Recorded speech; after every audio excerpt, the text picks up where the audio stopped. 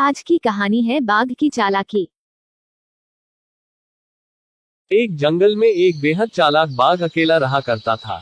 हालांकि जंगल में और भी बहुत सारे जानवर रहते थे, परंतु वह बाघ अपने परिवार से बचपन में ही बिछड़ चुका था। इसलिए उसने अपना सारा जीवन अकेले ही संघर्ष के साथ इस घने से जंगल में गुजारा था। वह जंगल के प्रत्येक कोने कोने से वाकिफ था, अतः उसे इस जंगल में किसी भी चीज का भय नहीं रहा था। वह सारे जंगल में अकेले घूमता और जब जरूरत पड़ती अपने खाने की व्यवस्था कर ही लेता। कहते हैं ना कि पारिवारिक व्यक्ति की घर की जिम्मेदारी ही उसी की जिंदगी से उस गुमराह कर देती है, क्योंकि वह हर वक्त अपने परिवार के सदस्यों के बारे में ही सोचता है।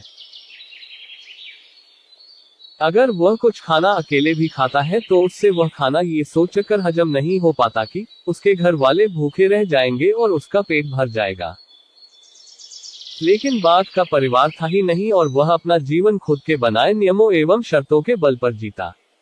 इसलिए वह हर दिन खुशी के साथ मौज मस्ती करके बिता लेता। वह बड़े से बड़े जानवर के साथ चालाकी से खिलवाड़ कर देता। जब भी उसे अपना पेट खाली महसूस होता, वो चालाकी से जंगल में घास करने वाली जानवरों को घात लगाकर मारता और अपनी भूख शांत करता। कई बार तो किसी जानवर को उसके साथियों के सामने ही मार डालता और शिकार को दूर ले जाकर वहां अपना पेट भरता। परंतु एक दिन बाघ कुछ खराब चीजें खाने के कारण अपने स्वास्थ्य को बिगाड़ देता है और कमजोर पड़ जाता है। परंतु फिर भी वह जीने की बहुत उम्मीद रखता है। तबीयत बिगड़ने के दौरान वह एक पेड़ के नीचे कई दिनों से झाड़ियों में ही बैठा रहता है। एक दिन वहां से कुछ सुअर और उसके बच्चे भोजन की तलाश में घूमने निकलते हैं, तो सुअर की नजर एक बाघ पर पड़ती है और वह अपनी माँ को बताता है कि माँ, पेड़ के नीचे झाड़ियों में एक बाघ बैठा हुआ है, जिसका हम शिकार करके अपने रात्रि का भोजन आराम से कर सकते हैं। बच्चा अपनी माँ से यह बात बोलता है, पर तेजतर्रार कानों की बदौलत बाघ ये बात सुन लेता है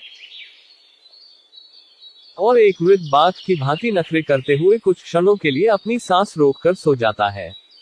अब जैसे ही सुअर उसके मुंह के सामने जाकर उसकी नाक सूंघता है, तो वह उसे मरा हुआ समझता है और उसे अपने स्वास्थ्य के लिए हानिकारक समझकर वहां से चला जाता है। सीख इस प्रकार एक बाघ अपनी चालाकी के कारण सुअरों के मुंह से बच पाता है। हमें भी हमेशा मुश्किल वक्त पर अपनी बुद्धि का सही प्रयोग कर ऐसे निर्णय लेने चाहिए जिससे हम खुद की सुरक्षा कर सके। अगर आपको वीडियो पसंद आए तो लाइक करें, शेयर करें और सब्सक्राइब करें।